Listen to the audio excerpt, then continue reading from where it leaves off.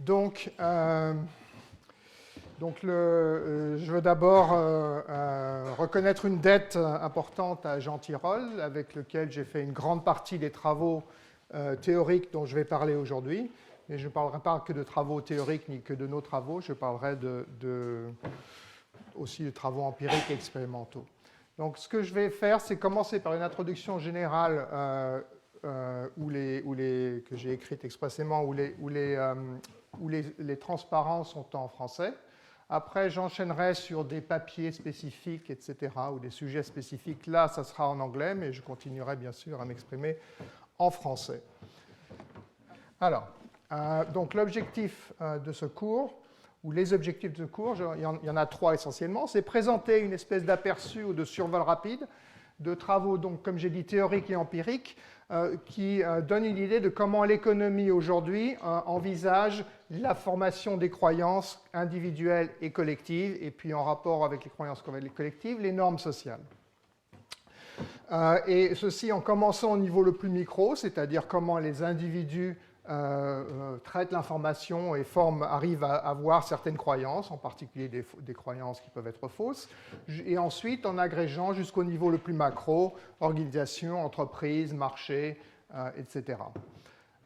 Donc ça sera nécessairement partial et non technique. Donc il y aura, comme Philippe l'a dit, il y aura 4 conférences d'une heure et demie chacune, et j'essaierai de laisser à la fin de chacune un peu de temps pour des questions.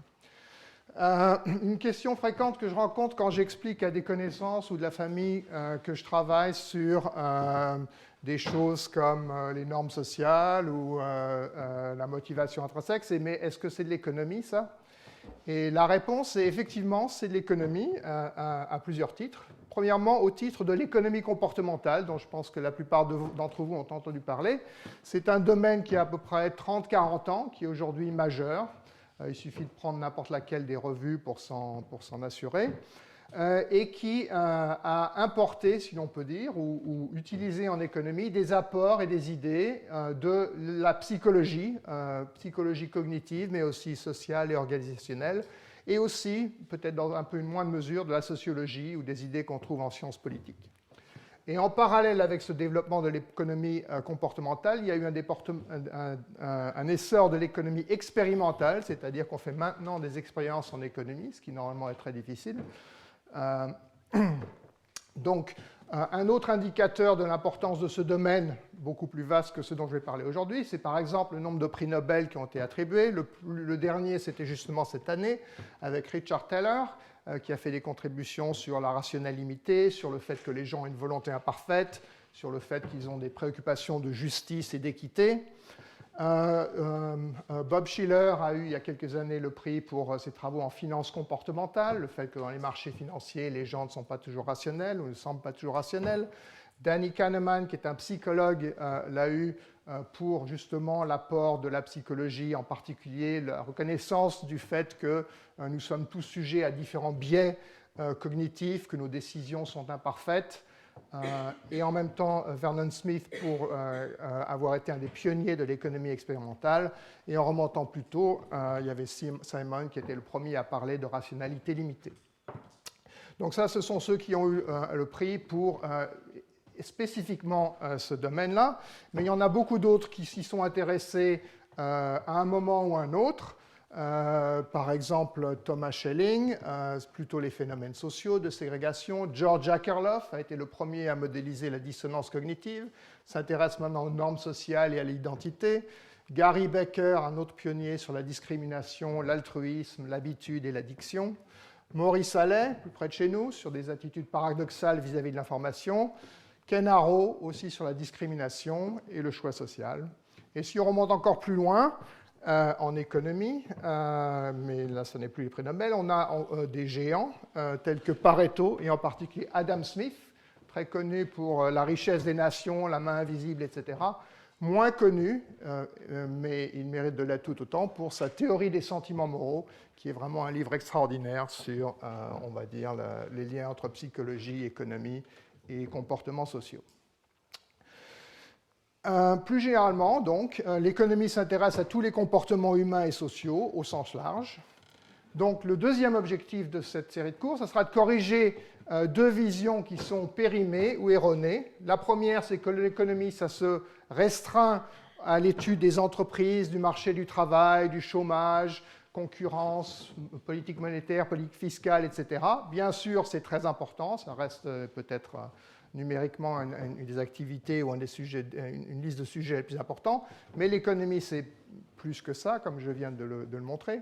Deuxièmement, ce qu'on entend très souvent aussi, c'est que l'économie n'envisage l'être humain que sous le prisme étroit de l'hyper-rationalité instrumentale et la poursuite d'intérêts égoïstes et matériels, la caricature de l'homo economicus, et allant avec ça, l'idée que l'économie est ignorante des autres sciences humaines, des questions d'égalité, d'éthique, etc.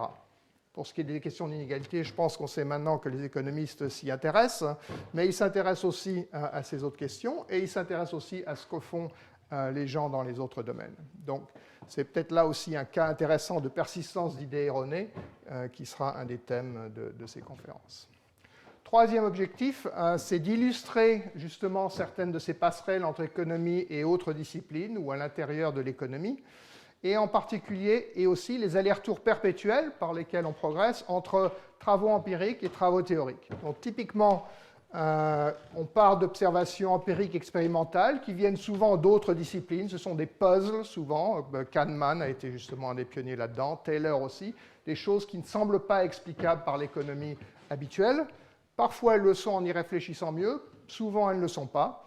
Dans ce cas-là, on réfléchit à comment il faut les incorporer, de nouveaux concepts, tels que par exemple manque de volonté dans un modèle formel d'économie.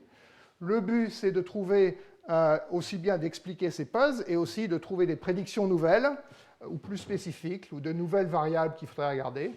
Et en retour, ça amène à la collecte de nouvelles données, de nouvelles expériences, de nouveaux tests, etc.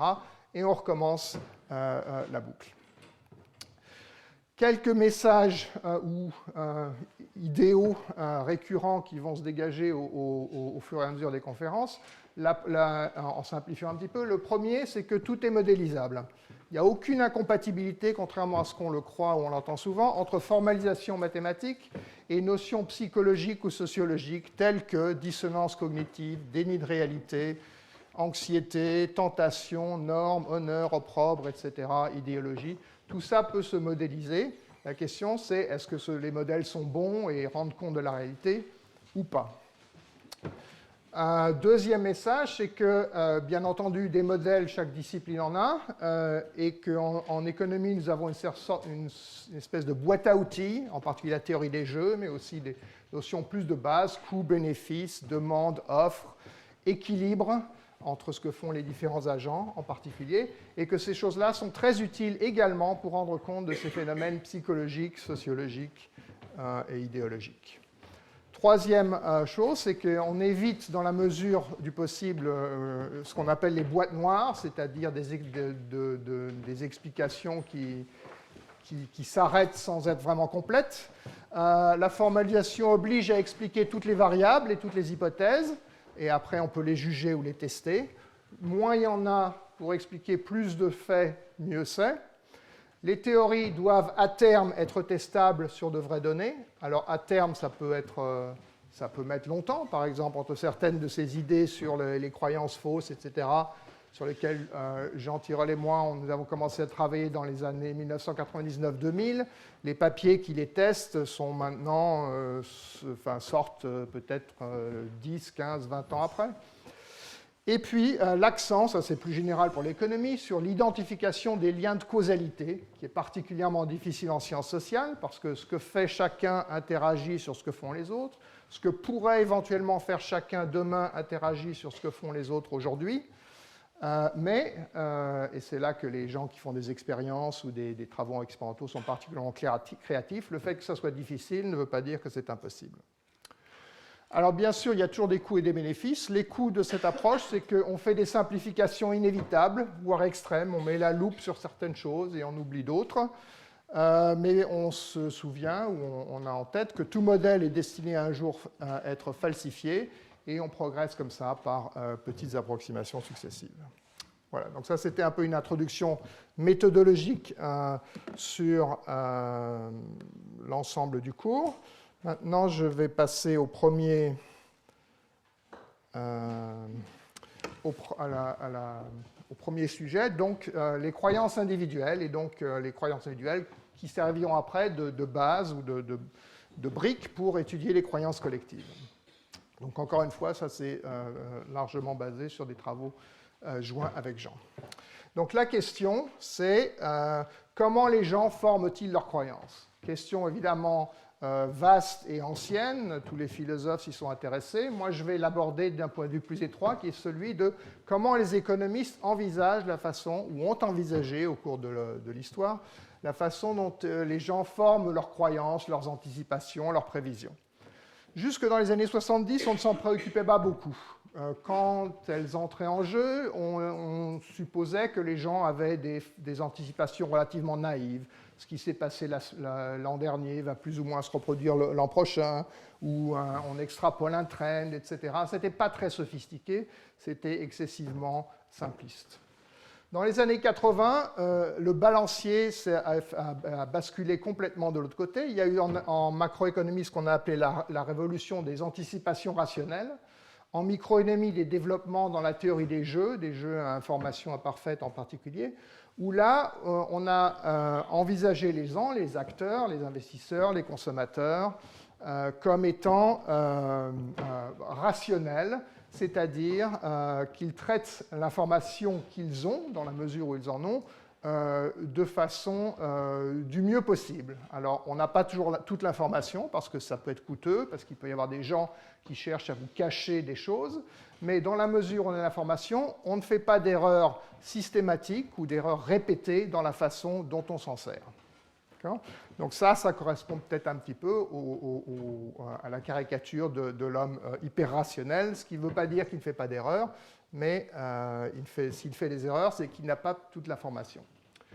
Le balancier, dans les années, mettons, depuis les années 90, comme toujours, est reparti de l'autre côté avec la révolution ou la vague de fond de l'économie comportementale, Kahneman, Tversky, etc., où maintenant, dans un tas d'études théoriques, empiriques, etc., on montre ou on prend comme donnée le fait que la connaissance humaine ou la cognition humaine est sujette à tout un nombre de biais systématiques, biais de confirmation, biais de ce qui nous vient à l'esprit, de ce qui est mis en avant, salience, et toute une série, on va dire, d'erreurs systématiques que les gens ont tendance à faire, en particulier quand il y a de l'incertitude et qu'il s'agit de traiter les probabilités.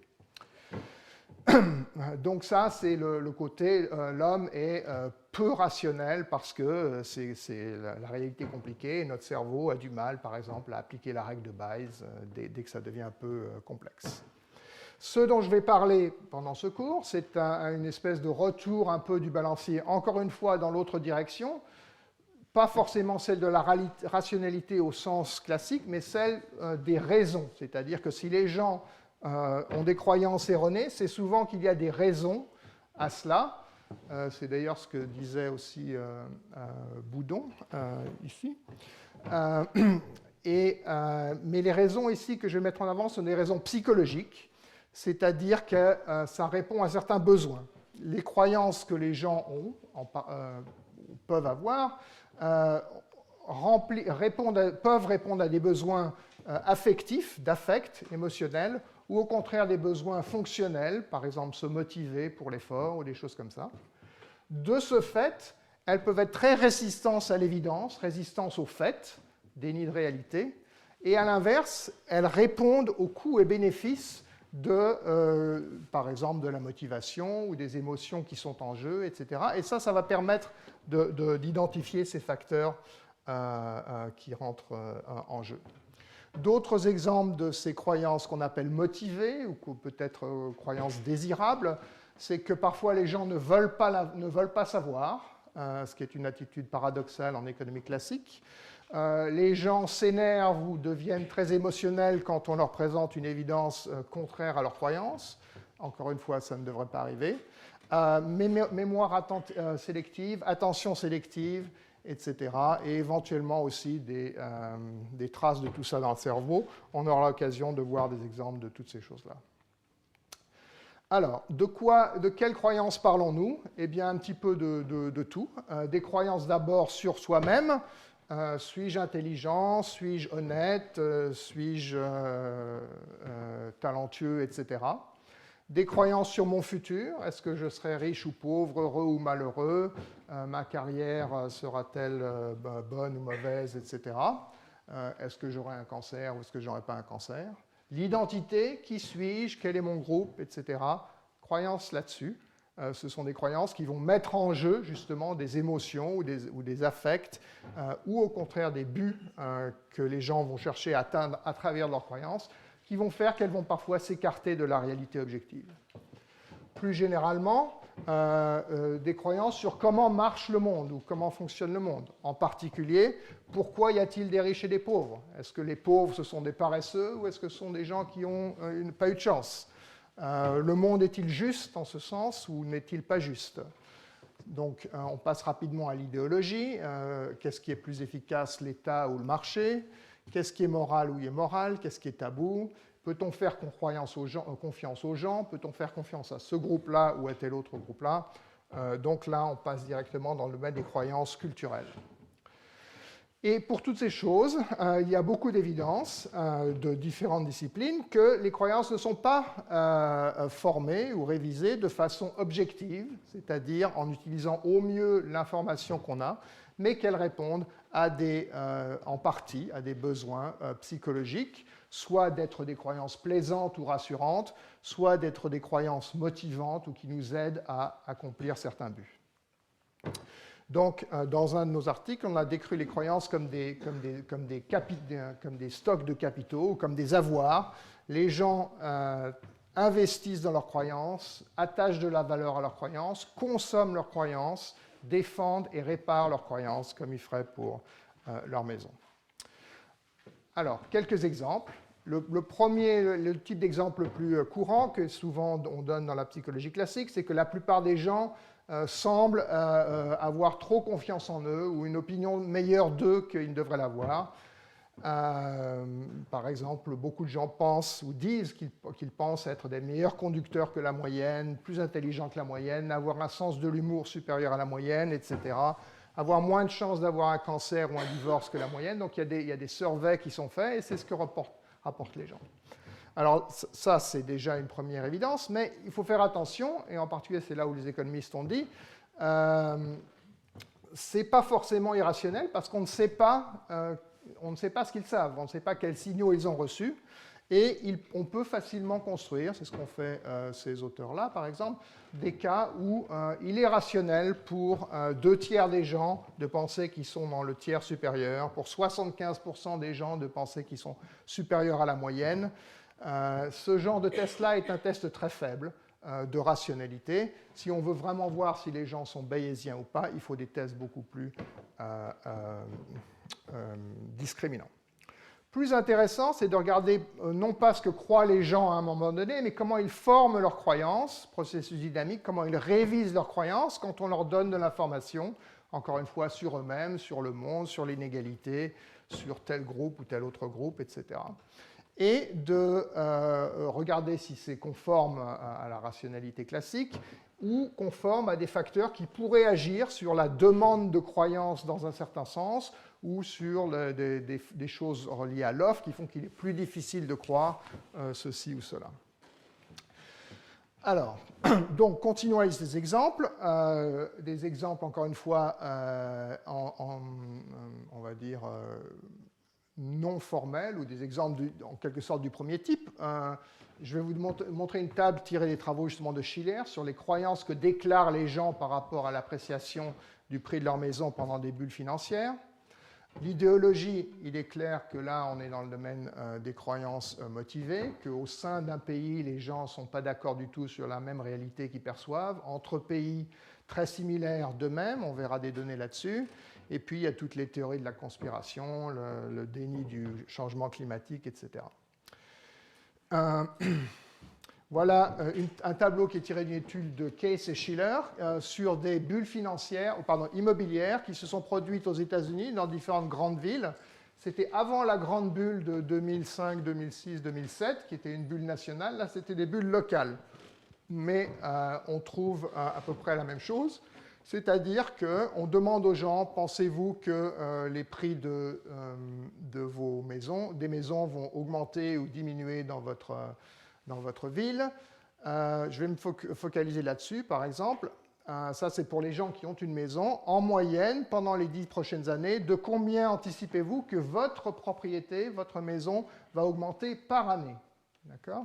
Et en moyenne, ils répondent qu'ils pensent que ça va augmenter de 14, 13, 15, 10%, ce qui sont des taux d'appréciation énormes qu'on n'a jamais vus, et en tout cas qu'on n'a jamais vus pendant plus que 1 ou 2 ans. Donc là, encore une fois, ce sont des croyances qui, a priori, sont implausibles, mais on ne sait pas vraiment. Est-ce qu'ils y croient vraiment? Est-ce qu'ils disent juste ce qu'ils espèrent, ce qu'ils aimeraient, etc. Donc on a besoin de tests plus discriminants. Donc là, on va se tourner vers un autre domaine, qui est celui de la santé, et je vais parler d'une étude qui est une très belle étude qui a été faite là-dessus. C'est une étude sur la maladie de Huntington. La maladie de Huntington est une maladie neurodégénérative très grave et mortelle à terme, quelque chose d'affreux, et qui est héritée. Et en particulier, si un parent a le gène ou la variation du gène, chaque enfant a 50% de chance d'avoir la maladie et de la développer au cours de la vie. Et comment est-ce qu'on sait s'il l'aura ou l'aura pas? Il y a 2 façons. Soit on regarde l'évolution des symptômes, aussi bien cognitifs que physiques, soit il y a un test. Alors, regardons d'abord ce que croient les gens. Comme toujours, c'est la première approche. Donc là, vous avez ce qu'on appelle le score moteur. Plus il est élevé, plus c'est mauvais, plus les gens sont incapacités. Et on a différentes probabilités que la personne ait la maladie, évaluées par, tout d'abord, le médecin. Donc c'est ce qu'on appelle la probabilité actuelle, la véritable probabilité. Vous voyez que ça part de 50%, sans avoir regardé la personne. Si un parent a le gène, c'est 50%. Et au fur et à mesure de la détérioration du score moteur, ça arrive à 100%. Que croient maintenant les gens qui ont le gène, qui n'ont pas pris le test, sur leur probabilité, ou qu'est-ce qu'ils déclarent croire? Eh bien, on voit que ça reste toujours aux alentours de 40% et que c'est très résistant à l'évidence. C'est-à-dire qu'au fur et à mesure de la détérioration, eh bien, ça augmente à peine jusqu'à 50%.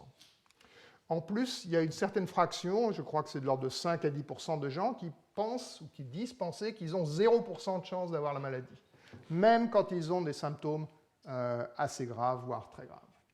D'accord ?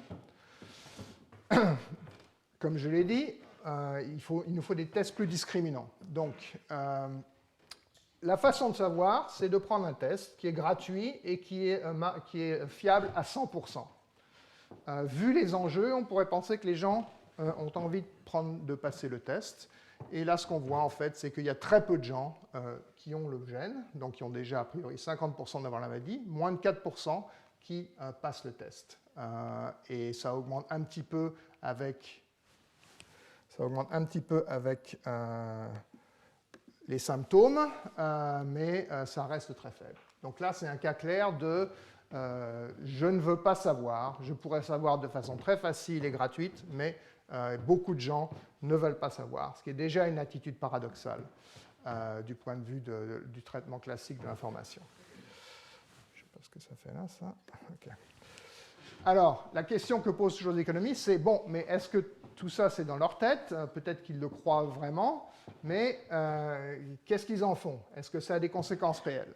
Eh bien oui, ça a des conséquences réelles. Là, on compare différents comportements de vie importants. Est-ce que si c'est une femme, elle a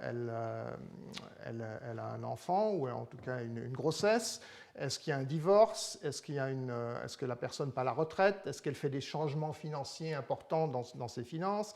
Est-ce qu'elle fait des changements dans ses activités récréationnelles? On va comparer les gens qui ont 0 chance, parce qu'aucun de leurs parents n'a le gène, et les gens qui ont le gène, donc minimum 50% de chance, mais n'ont pas encore été testés. D'accord ? Et donc ce qu'on voit et les gens qui ont été testés. Donc les gens qui sont certains qu'ils ont la maladie de Huntington, par exemple, ils ont pris le test, on voit qu'ils font des changements considérables. Donc il y a des décisions à prendre quand on sait qu'on a la maladie. En particulier pour les femmes, elles décident d'avoir un enfant avant que ce soit trop tard. Souvent des divorces, on part à la retraite, etc. On réarrange ses affaires financières. Tout ça a des conséquences réelles. Par contre, pour les gens qui ont 50% de chance et plus, en fonction de leur état, d'avoir la maladie, mais qui n'ont pas pris le test, donc ils pensent toujours ou disent toujours penser qu'ils ont une probabilité faible, on voit qu'ils changent à peine leur comportement. Donc cette ignorance voulue, maintenue, amène à des comportements très différents et a donc des conséquences réelles majeures. Et autre exemple de maladie, c'est le syndrome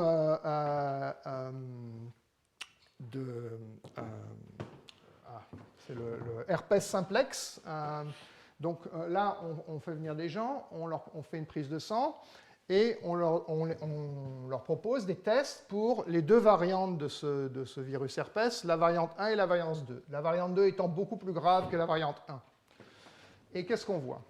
Alors, on regarde d'abord ceux qui veulent savoir, êtes-vous prêt à payer 10% pour savoir si vous avez le virus 1 ou le virus 2?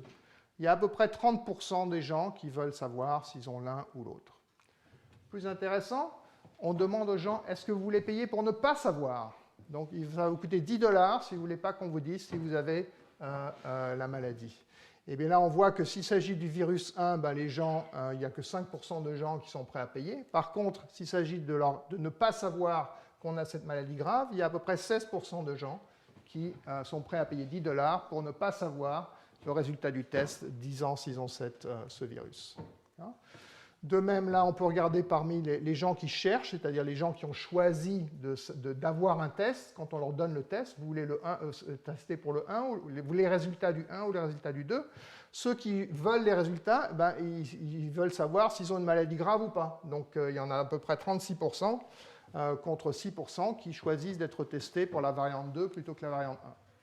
Parmi les gens qui choisissent de ne pas savoir, c'est-à-dire ceux-là, au contraire, ils choisissent, quand on leur propose, vous allez devoir prendre un test, on va vous donner les résultats d'un test, vous voulez savoir le 1 ou le 2, mais ils veulent savoir le 1, ils ne veulent pas savoir le 2. D'accord ? Donc là, c'est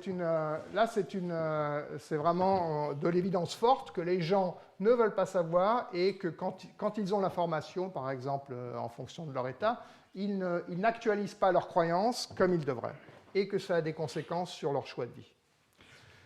Donc, c'est ce qu'on appelle, ou c'est indicatif de ce qu'on appelle les croyances motivées ou les croyances désirées. Et la question, c'est pourquoi et comment. Okay? Donc, pourquoi, c'est un peu quelles sont les sources de demande de croyances qui ne seraient pas tout à fait exactes. Comme je l'ai dit, en théorie de la décision en économie classique, les gens veulent toujours de l'information. Si ça coûte trop cher, ils ne l'acquerront pas, mais ils sont toujours demandeurs d'information. Et là, on a vu que ce n'est pas le cas. Mais on sait tous, chacun, que les croyances, ce ne sont pas simplement des signaux sur les états de la nature, ce sont aussi des choses qui affectent notre vie d'un point de vue affectif, d'un point de vue de bien-être, stress, etc. Schelling, dont j'ai parlé tout à l'heure, a décrit le cerveau ou l'esprit comme un organe qui consomme, de même façon que l'estomac, mais on consomme des croyances. L'exemple le plus simple, c'est l'estime de soi, l'ego, on en a tous. Ce sont des croyances qu'on aimerait bien être élevées et qu'on n'aime pas quand elles sont mauvaises. Autre est très relié, c'est ce qu'on appelle les émotions anticipatoires ou l'utilité anticipatoire, c'est-à-dire quand on pense au futur, on se demande justement est-ce que je vais perdre mon emploi, est-ce que je vais garder mon emploi, est-ce que mon époux ou mon épouse va me quitter, etc. Est-ce que mes investissements vont payer ou est-ce que je vais être ruiné? Tout ça, c'est source de stress quand on pense que ça va mal se passer et c'est source de bien-être quand on pense que ça va bien se passer. Donc, c'est de la consommation des croyances. Autre source de demande, de raison pour laquelle les gens pourraient consciemment ou inconsciemment vouloir avoir des croyances un peu trop optimistes, c'est que ça les aide à accomplir certains buts. En particulier, si je suis relativement optimiste sur mon entreprise, sur mon éducation, etc., sur le prochain papier, je vais persévérer dans l'effort, je ne vais pas abandonner et j'ai un peu peur de trop abandonner, donc ça peut être utile d'être optimiste. autre fonction instrumentale. J'ai intérêt à convaincre les autres de ce que je suis intelligent et honnête. Ben, ça marchera mieux si je suis moi-même convaincu que je suis intelligent et honnête.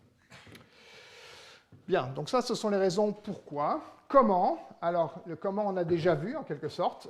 Premièrement, si je pars avec une croyance relativement confortable, ben, je ne veux pas les mettre en danger, donc je ne vais pas prendre le test. Je vais refuser l'information, je vais même payer pour refuser l'information ou commettre des erreurs pour ne pas avoir l'information. Ou bien, si on me force à avoir l'information, par exemple si mon état se dégrade, etc., eh bien, je ne vais pas y faire attention, je vais trouver des excuses, je vais l'oublier, je vais rationaliser, et donc je ne vais pas actualiser mes croyances, bien que j'ai eu l'information. Tout ça est-il bon ou mauvais pour l'individu? Ça dépend, je ne vais pas rentrer tellement dans les détails, ça dépend un peu du degré de distorsion des croyances. Clairement, il y a des cas où on voit que ça peut être très mauvais pour les individus, mais il y a aussi des cas où ça peut être bon. Par exemple, les optimistes travaillent plus, épargnent plus, travaillent plus longtemps et sont plus aptes à se remarier après un divorce que les pessimistes. Ce qui suggère effectivement certains bénéfices fonctionnels. Donc, on va s'intéresser à ces croyances motivées. Et ce que je veux insister, c'est que ce sont des sources d'erreurs, en quelque sorte, dans les croyances par rapport à quelque chose d'objectif, mais ce sont des sources d'erreurs très différentes, des erreurs qui sont simplement dues au fait que notre cerveau n'est pas un ordinateur parfait, qu'on pense de façon imparfaite, mise en avance par Kahneman dans son livre récemment, par exemple. Tout ça, c'est très important, mais ce n'est pas ce sur quoi je veux me focaliser. En particulier, le rôle des émotions, des désirs et de leur interaction avec la cognition, c'est ça. Donc, en quelque sorte, c'est une théorie chaude des croyances plutôt qu'une théorie froide des croyances. Un exemple qui suggère que ça peut être vrai, c'est que les gens qui sont plus éduqués ou sophistiqués ou meilleurs en maths ou qui ont une cognition plus sophistiquée que les autres ne sont pas forcément moins aptes à commettre ce genre d'erreur quand il s'agit de choses avec une charge émotionnelle comme aux États-Unis, le réchauffement climatique ou le contrôle des armes à feu. Et cette idée est cohérente avec en quelque sorte en psychologie aussi, il y a une espèce de balancier. Après la révolution cognitive, on met maintenant davantage en avant le rôle des émotions et leur interaction avec la cognition. On parle parfois de révolution affective. OK. Donc, ce que je vais faire maintenant, c'est vous présenter très simplement un modèle, ou le genre de modèle sur lequel on travaille avec Jean Tirole. Il y aura quelques équations pour ceux qui aiment ça. Pour ceux qui n'aiment pas, vous pouvez fermer les yeux. Mais avant d'introduire les équations, je vais remplacer les équations par des citations. Okay? Parce que comme toujours, ces idées ne sont pas neuves à un niveau général. Donc, on trouve des antécédents dans tous les textes classiques. Donc, on va commencer par la source de distorsion des croyances étant un besoin de motivation, de se motiver, et ensuite un besoin de se rassurer. D'accord ? Voilà une citation de William James, un des pères fondateurs de la psychologie moderne, qui dit, je vais le lire en anglais, « Believe what is in the line of your needs, for only by such belief is the need fulfilled. Have faith that you can make it, and your feet are nerved to its accomplishment. » Une très belle citation. Il faut croire pour arriver à réaliser les choses. Donc, comment est-ce qu'on va réfléchir ou décortiquer et modéliser ça? On va dire, voilà, un individu réalise que peut-être à un moment ou un donné, il va être en proie à une tentation de ne pas travailler très fort, de ne pas investir assez, de consommer trop, d'abandonner. Est-ce que ça vaut la peine ou pas de persévérer? Ben, ça dépend de est-ce que je suis intelligent, est-ce que c'est un bon projet, est-ce que le marché va monter ou baisser, etc. Donc, maintenir une vue positive de ce rendement à long terme, que les choses vont bien marcher, que j'ai le talent qu'il faut, que l'investissement va payer, etc., c'est une façon justement de faire bouger mes pieds, de m'inciter moi-même à l'effort dont j'ai peur de ne pas le faire. D'accord ? Donc, il va y avoir un bénéfice fonctionnel à traiter différemment les bonnes nouvelles qui m'encouragent à l'effort et les mauvaises nouvelles qui me découragent. Qu'est-ce que ça donne avec un petit modèle? Donc là, en fait, tout ça, ça ne change rien. J'ai simplement remplacé la citation par un petit diagramme qui montre comment on peut représenter ça de façon très simple. Donc, il y a 3 périodes. Évidemment, on peut répéter ça. Un individu qui est désigné par I, monsieur ou madame I, va faire un effort à la date 1, étudier, investir, ne pas consommer trop, etc. Cet effort est coûteux, il a un coût C. Et puis, à la période 2, cet effort va amener des bénéfices qui vont dépendre de l'effort, peut-être de s'il a été coûteux, ils vont dépendre du rendement de l'effort. Est-ce que j'ai le talent? Est-ce que le marché a récompensé mes investissements? Ça, c'est la variable θ. Et il peut dépendre aussi d'autres choses. La tentation est représentée par le fait suivant. Normalement, je devrais comparer les coûts C et les bénéfices θ, mais au moment où il faut vraiment étudier le soir, etc., ou me priver pour épargner plus, ce coût me semble trop grand, j'en ai une perception exagérée. Donc, au lieu de percevoir C, je perçois C sur bêta, où bêta est plus petit que 1, c'est-à-dire, mettons, je perçois le double du coût réel, donc j'ai moins tendance à faire ce qu'il faut du point de vue du long terme. Donc, à court terme, la tentation, c'est que les coûts me semblent trop grands, le coût de l'effort me semble trop grand par rapport à son rendement, alors qu'en fait, du point de vue de long terme, je devrais travailler ou je devrais épargner. Donc, la façon dont je peux m'encourager à travailler ou à épargner, à avoir un effort plus élevé, c'est de penser que le rendement de cet effort, mon talent, etc., le projet de mon entreprise, sont bons. Et là, on se tourne vers le côté de l'offre, en quelque sorte, de croyance. J'ai au début des signaux que je reçois de l'environnement sur le rendement de l'effort ou le rendement de l'épargne, θ, et je peux les traiter de façon objective, c'est-à-dire, bon, s'il y a des bonnes nouvelles, ben, je vais les traiter comme des bonnes nouvelles, il n'y a pas de raison de faire autrement. S'il y a des mauvaises nouvelles qui risquent de me décourager, je peux être soit réaliste et reconnaître ça, soit optimiste et dire que ben non, il n'y a pas vraiment une mauvaise nouvelle, ou elle n'était pas si mauvaise que ça, ou je me souviens que des bonnes nouvelles, etc. Donc, voilà. Donc ça représente un petit peu aussi bien les préférences et l'aspect cognitif, les préférences donnant lieu à cette demande de croyance optimiste, et ici un mécanisme qui peut nous les donner. Ça, c'est le côté croyance et motivation. L'autre source dont j'ai parlé tout à l'heure, c'est l'estime de soi ou l'anticipation. Donc là, c'est Nietzsche qui nous dit, là, c'est l'estime de soi. Ma mémoire me dit que j'ai fait ceci, sans doute quelque chose de pas très bien, mais mon ego me dit que je ne peux pas l'avoir fait, car je suis quelqu'un de bien. Donc, qui est-ce qui va céder? C'est la mémoire. Et donc, du coup, je vais déconnecter de la réalité.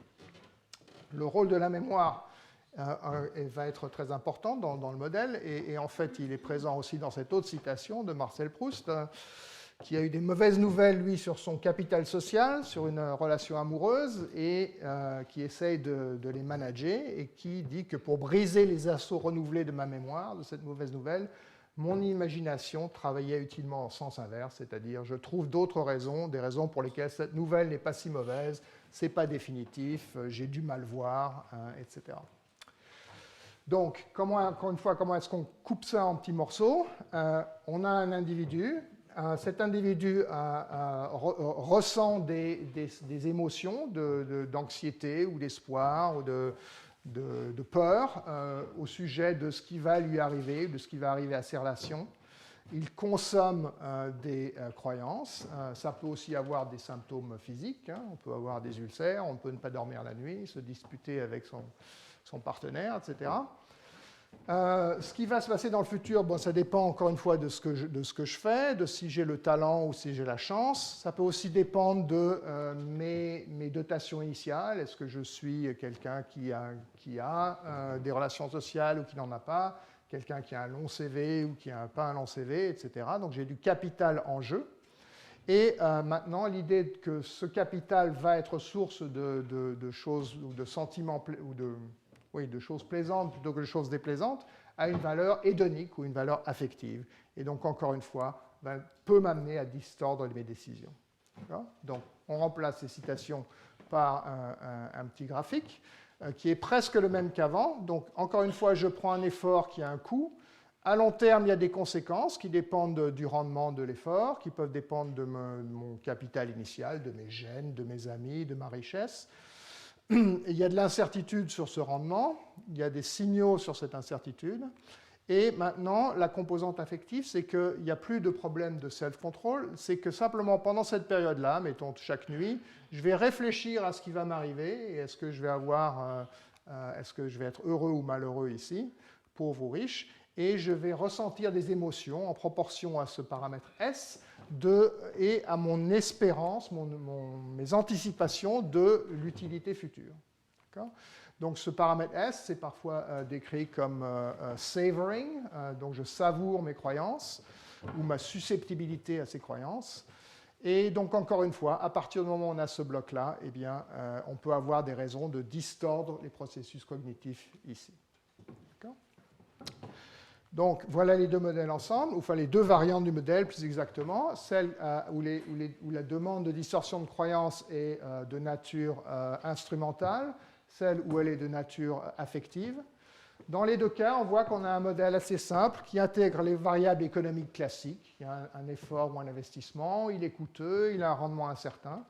Des variables psychologiques, je peux avoir une volonté imparfaite, je peux être sujet à ces émotions anticipatives ou à l'estime de soi. Je forme mes anticipations, je peux distordre la façon dont j'interprète les signaux, etc. Et aussi des variables sociales qui, pour l'instant, sont un petit peu en retrait, comme est-ce que j'ai des amis, est-ce que j'ai de la richesse, est-ce que j'ai de l'éducation, etc. Autre chose à remarquer, c'est que toutes ces variables sont potentiellement mesurables ou on peut les varier au cours d'une expérience. Alors, ce n'est peut-être pas évident a priori, mais on va voir comment on peut le faire. Bien, alors qu'est-ce qui ressort d'un modèle comme ça ? On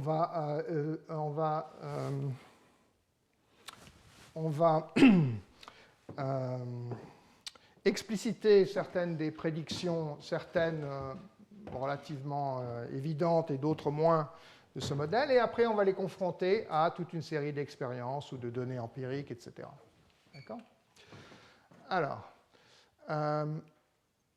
oui, juste un petit mot là sur le côté, parce que j'ai beaucoup insisté sur le côté demande, sur le côté pourquoi. Maintenant, quelques mots sur le côté comment.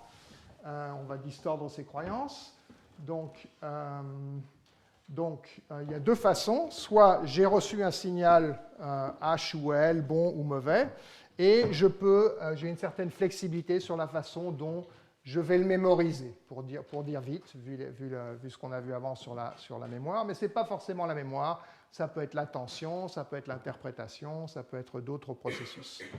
Et il y a deux extrêmes, soit je suis un réaliste, si c'était H, je m'en souviens comme H, si c'était L, je m'en souviens comme L, ou je suis dans le déni, si c'était L, eh bien, je prétends que c'était H, ou quelque chose entre les deux.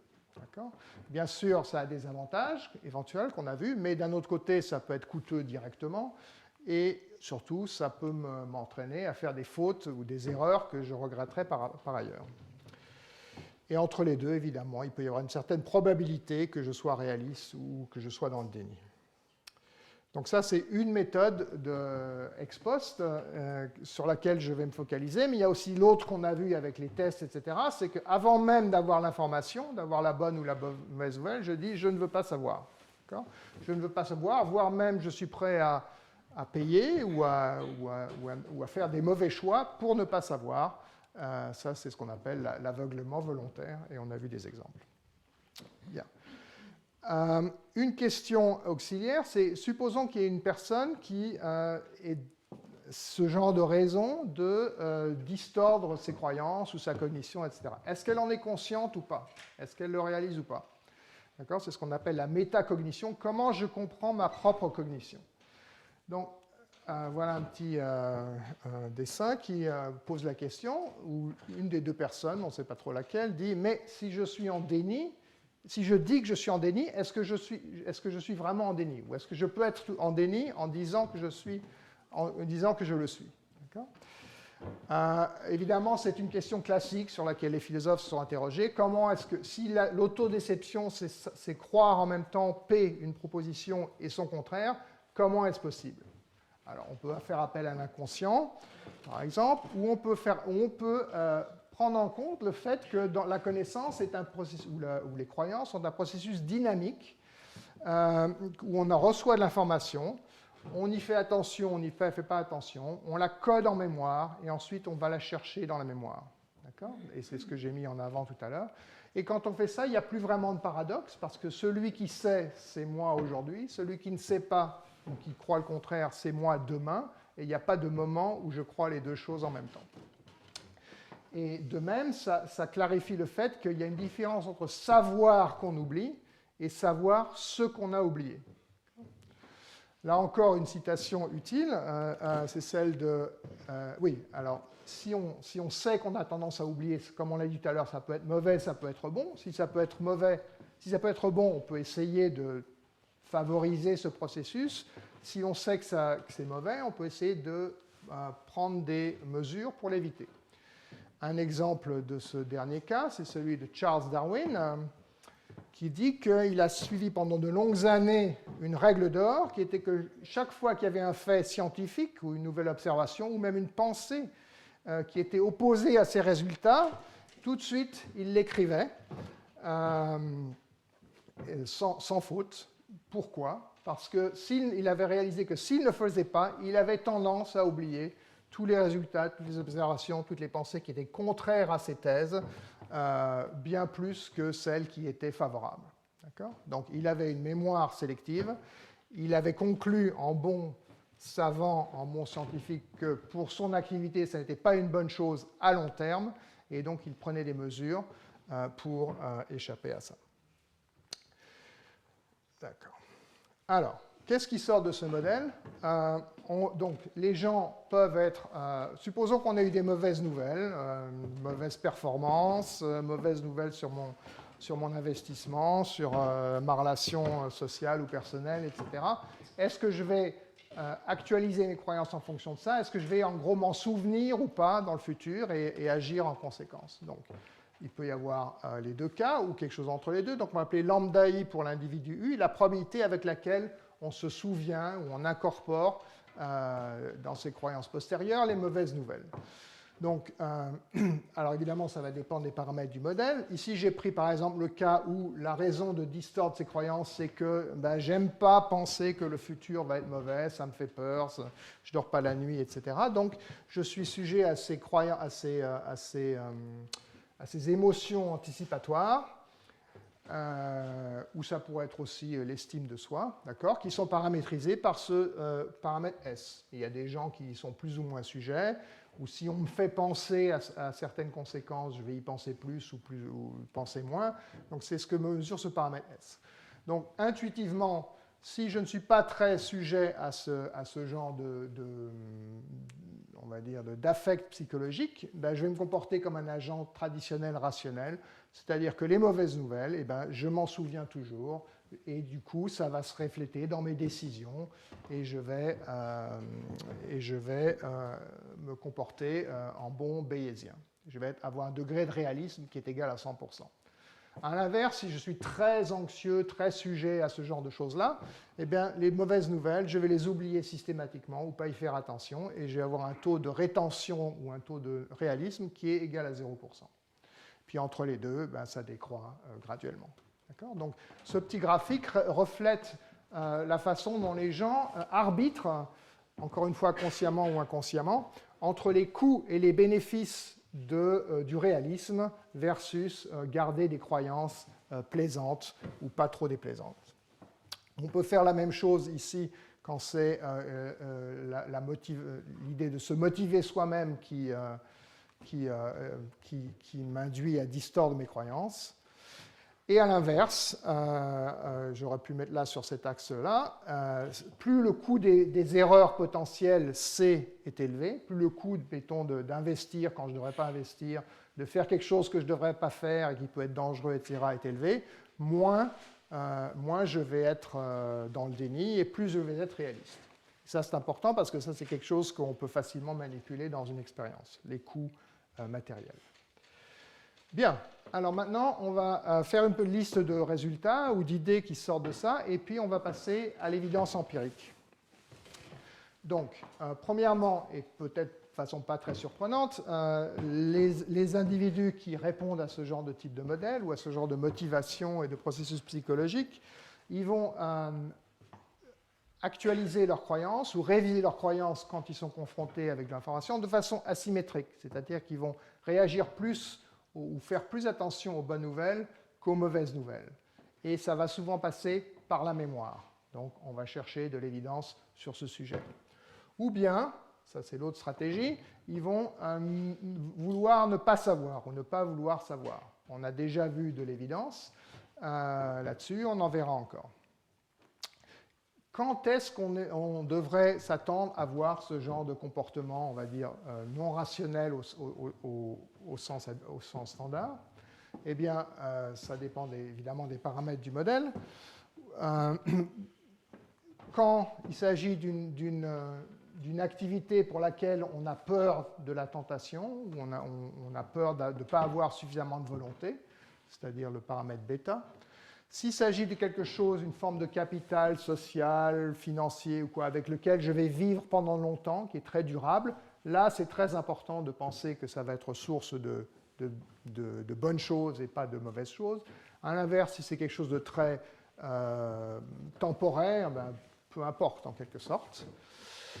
Si quelqu'un attire mon attention sur le fait que c'est quelque chose qui est très important pour moi, par exemple mon groupe ethnique, si quelqu'un attire mon attention sur le fait que j'appartiens à tel groupe ethnique ou que je suis une femme ou un homme et que ce n'est pas prêt de changer, là, encore une fois, ce que je pense que ce type de capital va m'apporter à long terme devient beaucoup plus présent à mon esprit et donc plus important.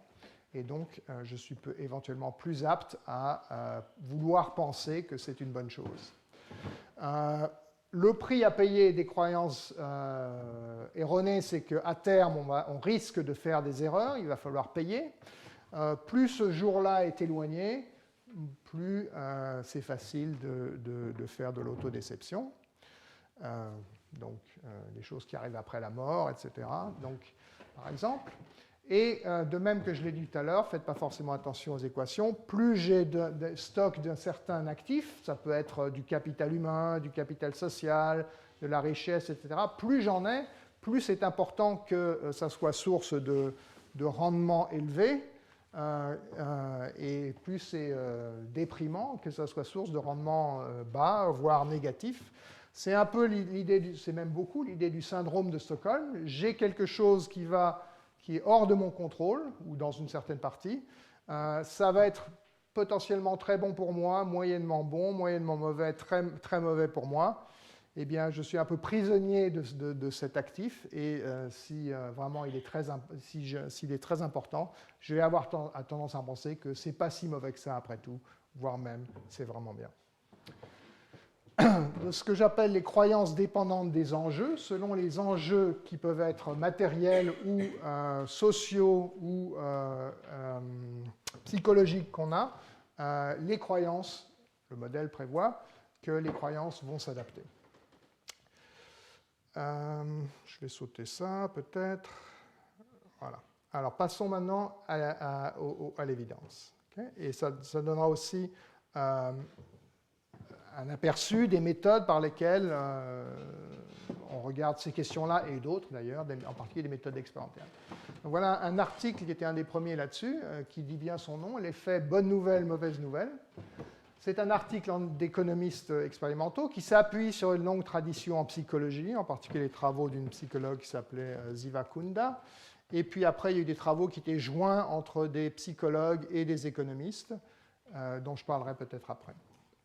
Donc, comment se passe une expérience en laboratoire sur ce sujet-là?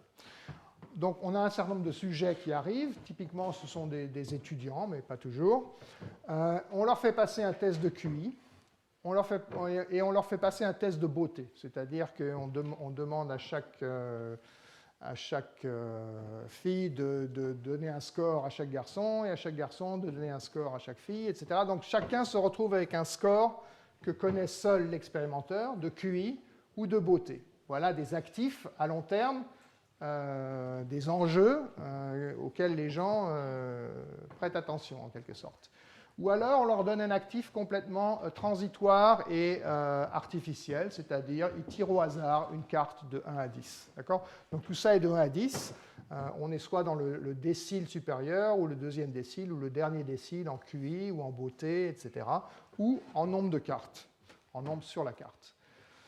Bien. Ensuite, on demande au sujet de dire dans quel décile pensez-vous que vous êtes? Ou plus exactement, mettez des poids de probabilité sur chaque décile où vous êtes. Alors, il y en a certains qui sont dans la condition QI, donc on leur demande des questions seulement sur le QI, d'autres seulement sur la beauté, d'autres seulement sur le numéro de la carte. Et ce qui est très important, et caractéristique en tout cas de l'économie, c'est que quand on demande aux gens leurs croyances, maintenant, on les paye si les croyances sont exactes, d'accord? Ou on les pénalise si les croyances sont fausses. Donc on leur donne des incitations à ne pas dire n'importe quoi, mais à dire des choses exactes. D'accord? Et comme on connaît leur QI, leur beauté, etc., on peut le faire. D'accord? Et à la fin, donc ça, on leur demande leur croyance après. Ensuite, on leur donne l'information, ce qui est très important parce qu'on sait quelle information ils reçoivent. Donc, on va les comparer au hasard. Par exemple, une personne va être comparée au hasard avec une autre, et on va leur dire, eh bien, dans cette comparaison, vous aviez le QI le plus élevé, ou vous aviez le QI le moins élevé. D'accord ? Et on fait ça 2 fois. Et après chaque fois, on leur dit, bon, ben maintenant, où pensez-vous être dans la distribution? Encore une fois, avec des pénalités si on est trop loin de la vérité.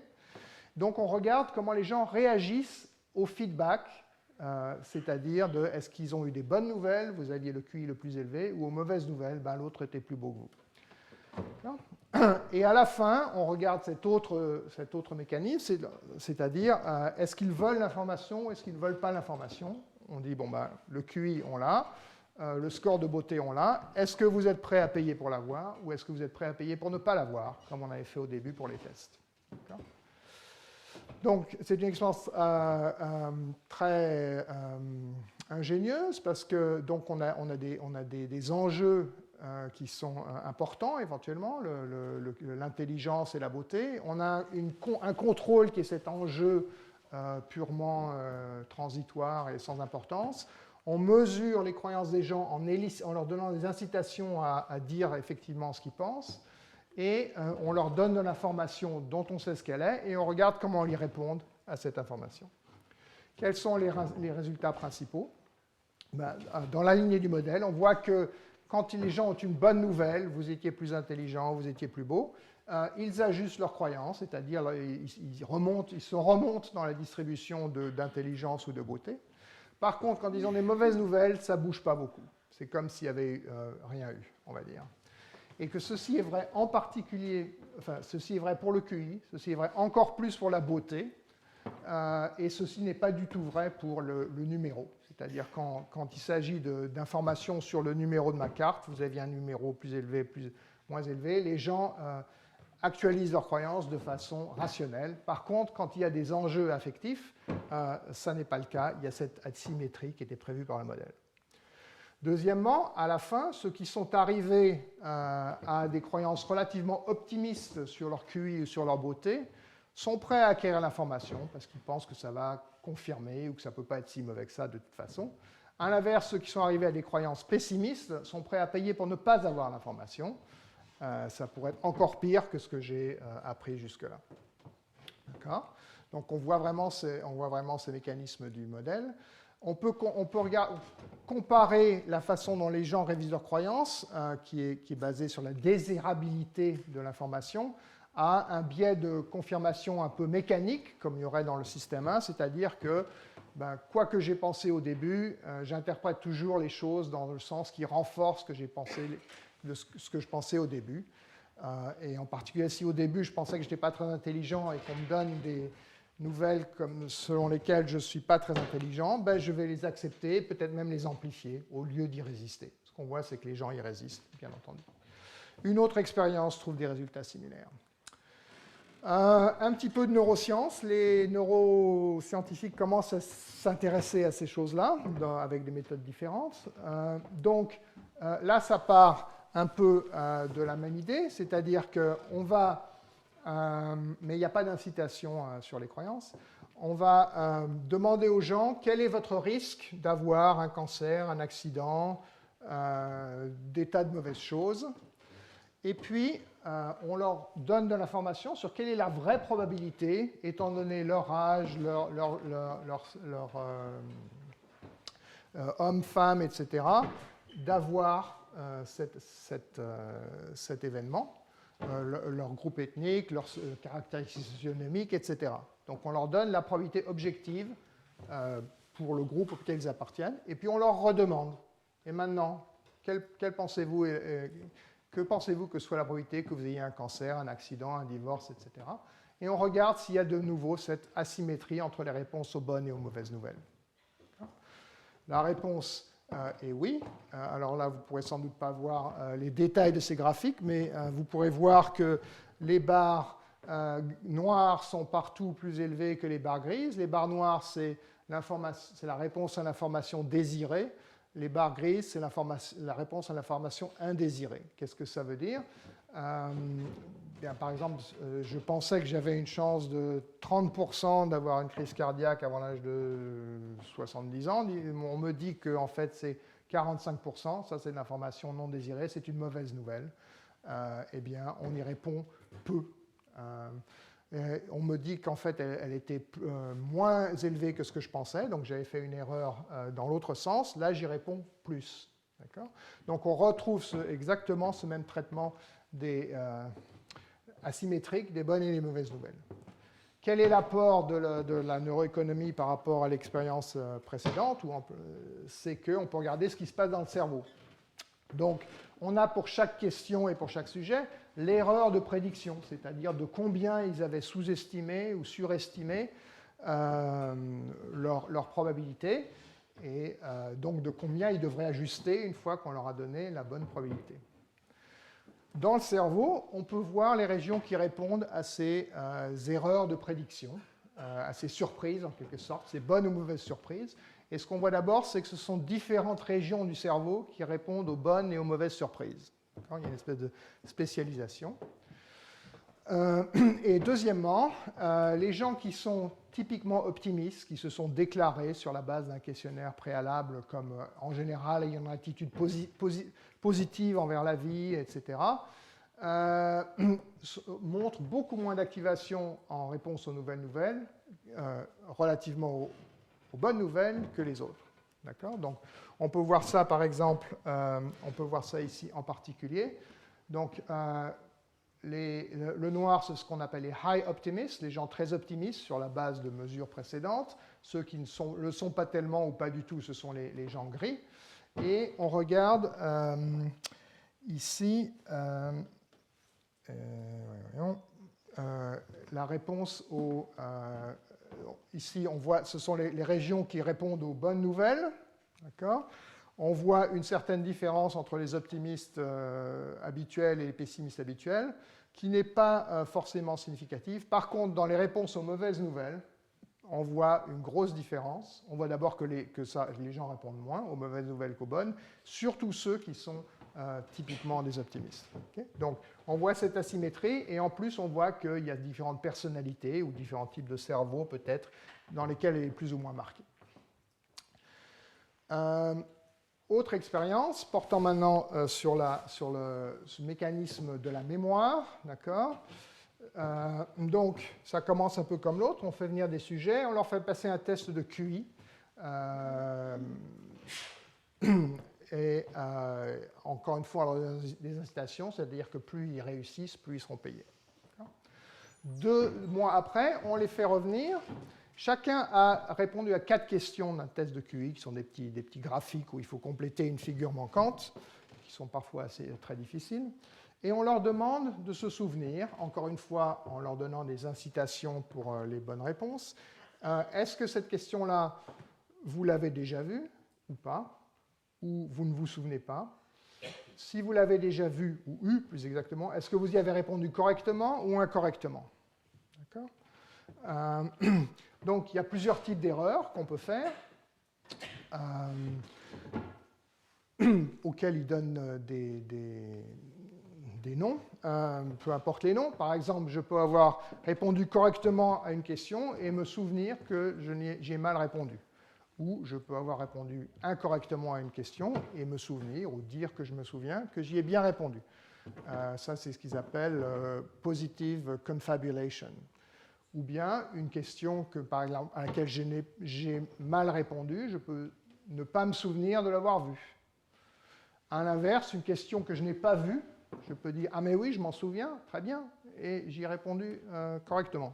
D'accord ? Donc on va regarder la distribution de ces types d'erreurs de mémoire que les gens font. Les résultats ne sont pas très surprenants. Vous voyez encore une fois ces asymétries énormes entre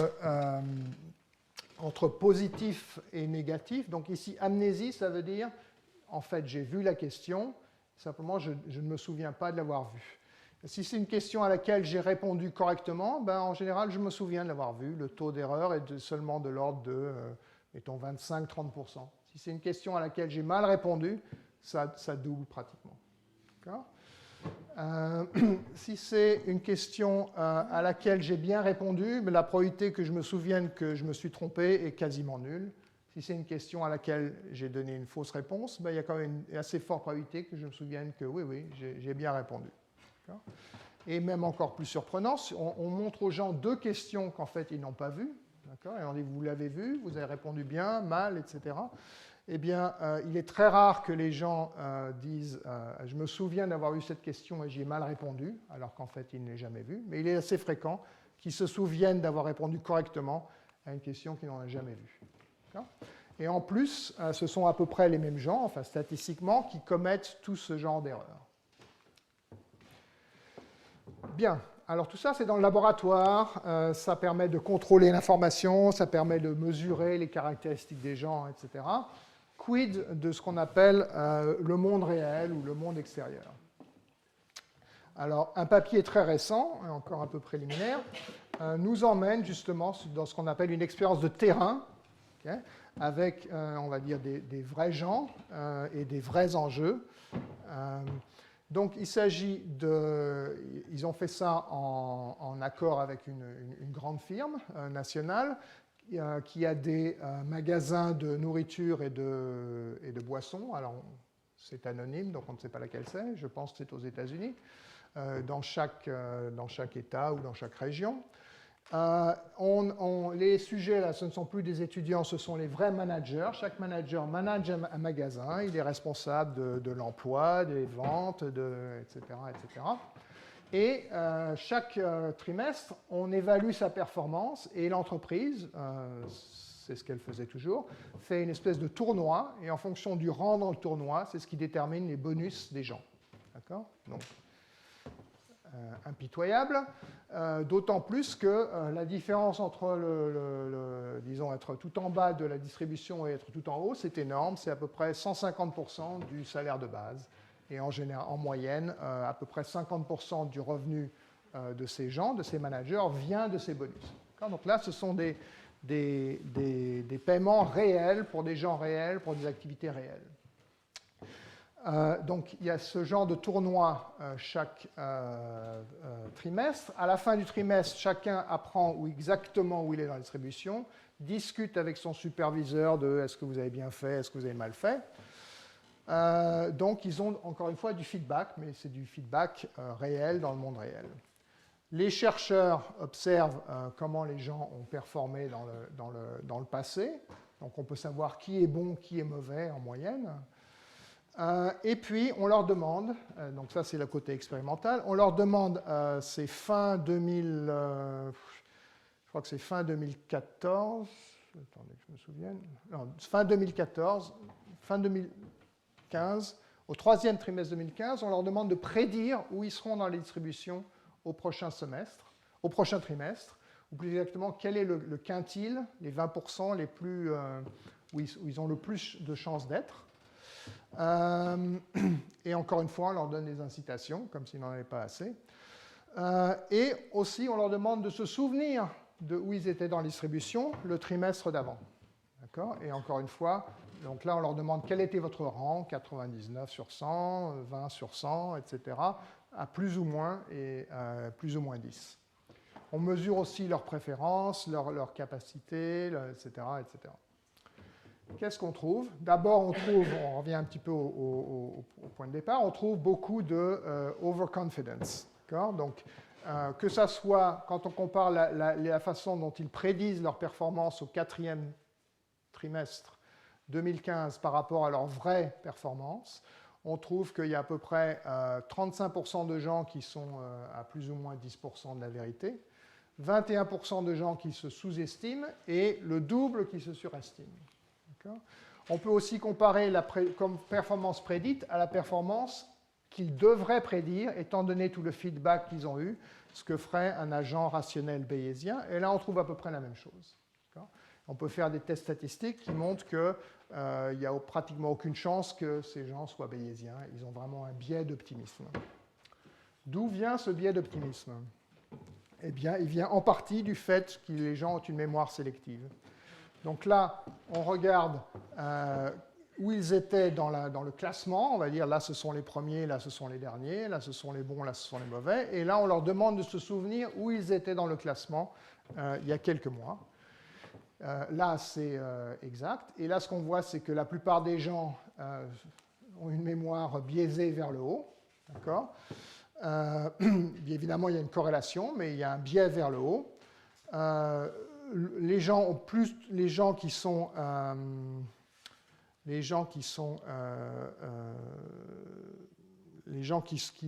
ont une bonne performance se souviennent mieux de ceux qui ont une mauvaise performance. Et en fait, 68% d'entre eux ont une mémoire biaisée vers le haut. Donc là, on voit encore la prévalence du suroptimisme, la mémoire sélective, qui sans doute joue un rôle là-dedans.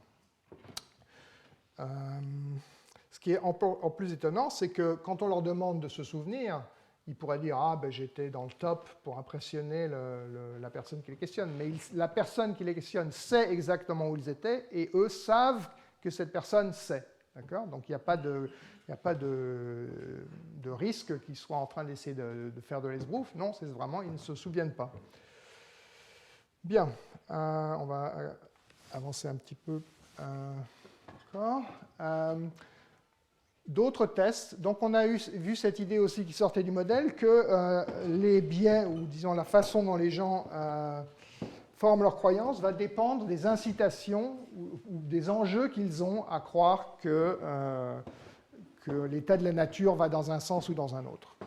Donc, un exemple, c'est cette étude qui elle-même, encore une fois, fait suite à des études psychologiques, qui est en laboratoire. Donc on fait venir à nouveau des sujets, on leur montre des graphes montrant le prix du blé pendant, je ne sais plus, 50 périodes, et on leur dit, bon ben voilà, vous allez devoir prédire ce qu'était le prix du blé à la période 100.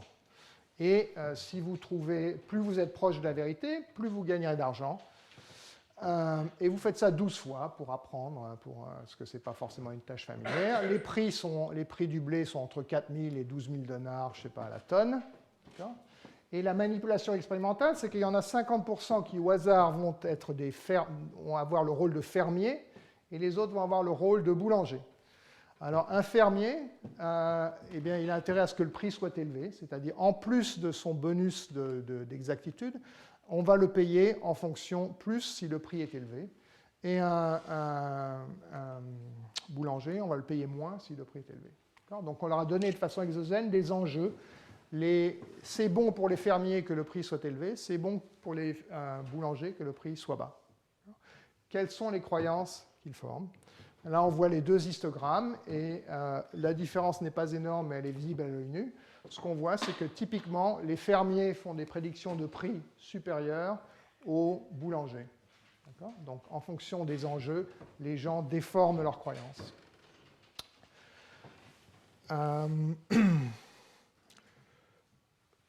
Celui-là, je vais le sauter, je pense. Oui. Alors, pour parler un peu de croyances dans un autre domaine, qui est le domaine moral, qui est très important. Est-ce que je suis une personne honnête? est-ce que je peux faire confiance aux gens, est-ce que les autres gens sont honnêtes, etc. Ou est-ce qu'ils sont malhonnêtes et du coup ça justifie que je les traite mal, et ainsi de suite. Donc, encore une fois, il y a des antécédents faits par des psychologues et des économistes ensemble, mais là, c'est un article par des économistes, une expérience. Et le titre, c'est « Conveniently upset », c'est-à-dire, en quelque sorte, ça m'arrange bien d'être en colère, en quelque sorte, ou ça m'arrange bien de me sentir lésé. Donc, quel est le jeu ici, si je puis dire? C'est ce qu'on appelle le jeu de trust, c'est-à-dire dans la version de base, une personne a, mettons, 10 $ ou 10 € et choisit combien en garder, combien en confier à un trustee ou quelqu'un qui va investir pour elle. Si, mettons, j'ai confié X à la personne, c'est transformé en 3X, un peu comme le rendement de l'investissement. Ça, c'est l'expérimenteur qui donne 3X. Et la personne, après, l'autre personne, choisit de renvoyer à l'investisseur ce qu'elle veut. 0, 3X, plus que 3X, la moitié, etc.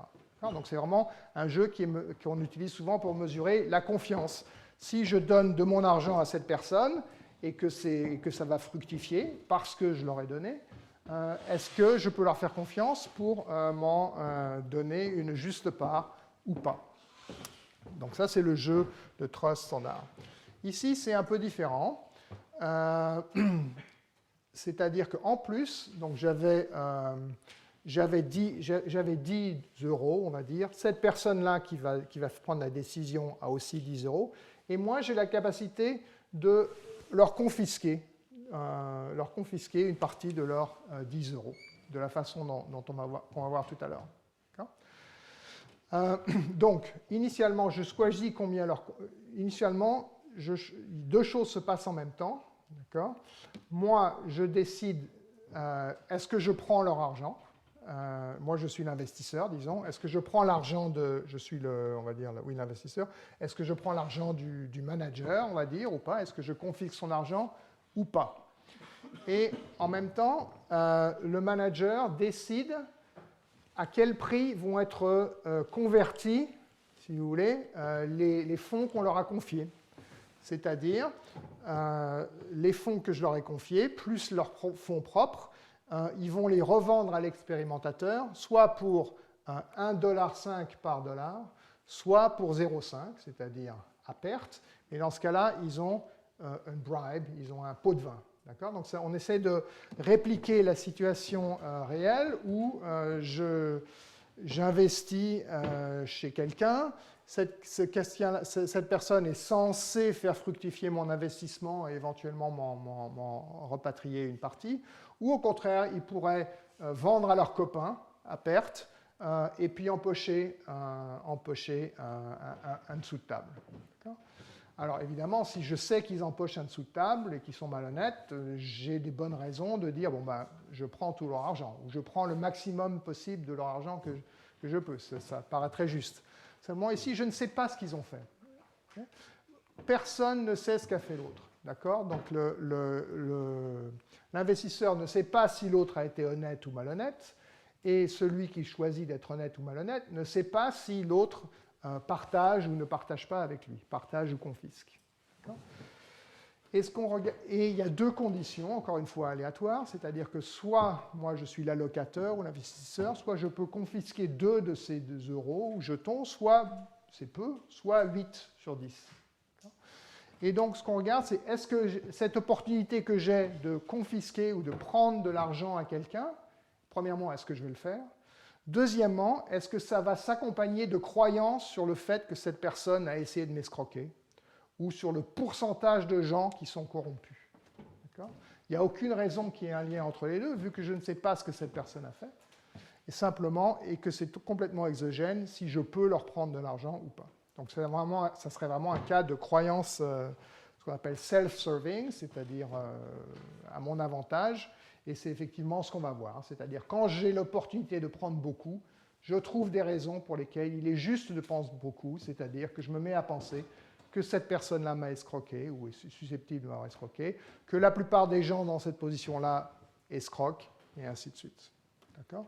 Donc, regardons par exemple ce graphique-là. Donc, ça, c'est tokens taken by the allocator. Donc, c'est combien j'ai confisqué de leur argent. Alors, évidemment, si je ne peux en confisquer que 2, ben, je ne veux pas faire plus. Donc, il y a un pic ici à 2. Si je peux en confisquer 8, ben, il y a un pic à 8. Tout le monde ne fait pas ça, mais en général, les gens confisquent pas mal. D'accord ? Ce qui est plus intéressant, ce sont les croyances qui vont avec. Et là, on a les 2 histogrammes. L'histogramme noir, c'est pour les gens qui peuvent confisquer, qui ont peu d'opportunités de confisquer ou de punir. Eh bien, leurs croyances sur l'honnêteté de l'autre sont relativement modérées. Il y a un peu de tout. Par contre, les gens qui ont l'opportunité de confisquer beaucoup d'argent, eh bien, se mettent à penser très fortement que l'autre personne a été malhonnête ou que la fraction de gens qui sont malhonnêtes est élevée. Encore une fois, toutes ces croyances sont récompensées si elles sont exactes ou punies si elles sont inexactes, mais on voit très bien comment on a donné à certains des enjeux faibles ou des enjeux élevés et comment leurs croyances sur l'honnêteté de l'autre personne s'en trouvent déformées et aussi leurs actions. Je vais finir en mentionnant juste une autre expérience des mêmes auteurs. Donc, pour revenir dans le monde réel, ils exploitent ce qu'on appelle une expérience naturelle, c'est-à-dire quelque chose qui s'est fait au hasard sans que ça ait été prévu, en quelque sorte. En Argentine, il y avait dans un endroit autour de Buenos Aires, depuis des années, des squatteurs qui occupaient illégalement des terrains. Et il y avait des procès sans fin dans un système kafkaïen qui ne donnait rien du tout. Et donc les squatteurs restaient là. Et à un moment donné, le gouvernement argentin a donné des droits de propriété à certains de ces squatteurs et pas à d'autres, selon un processus dont les auteurs arguent, et assez de façon convaincante, que c'était à peu près aléatoire. C'est-à-dire c'était vraiment imprévisible qui aurait un titre et qui ne l'aurait pas. Et donc, on a donné des enjeux différents. Il y en a qui n'avaient pas de terre maintenant, ou pas de terre légale. Maintenant, il y en a qui ont de la terre légale, qui sont légalement propriétaires. Et ce qu'on voit, là, c'est sans incitation, mais simplement un survey, c'est que les gens à qui on a maintenant, qui sont maintenant légalement propriétaires, adoptent des attitudes politiques même, ou économiques, très différentes. Ils sont plus aptes à penser que l'argent fait le bonheur. Ils sont plus aptes à penser que chacun est responsable de son succès et que les autres, on peut faire confiance aux autres. Ce qu'on appelle en général des croyances pro-marché, des croyances qui vont avec une certaine confiance dans le marché, dans l'effort individuel, dans le fait que ça sert à quelque chose de gagner de l'argent, etc. Donc, pareil, un effet des enjeux qu'on a donnés ici de façon aléatoire, encore une fois des vrais enjeux, maintenant on n'est plus dans le laboratoire, qui fait que les croyances se déforment. Conclusion.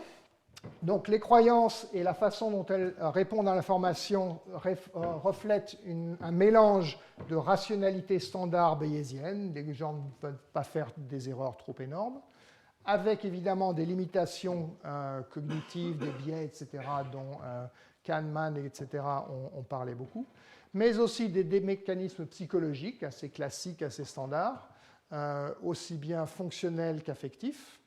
Ça passe par l'attention, l'interprétation et en particulier la mémoire. Tout ça peut être modélisé et mesuré, manipulé par des expériences ou mesuré par des expériences sur le terrain, des données sur le terrain. Ça veut dire que c'est l'heure de conclure. Et ce qu'on voit, c'est qu'ils ne sont pas totalement réactifs à la vérité, comme ils devraient l'être. D'un autre côté, ils ne sont pas rigidement fixés par des biais exogènes, ni par des déterminants sociaux. Ils sont flexibles, ils répondent aux trade-offs, aux arbitrages entre le coût et les bénéfices d'avoir des croyances exactes versus des croyances, on va dire, désirables. Et puis en même temps, on a illustré que ce genre de conclusion, on y arrive par une combinaison de méthodes expérimentales, empiriques, neuro et modélisation mathématique. Voilà, je vais m'arrêter ici.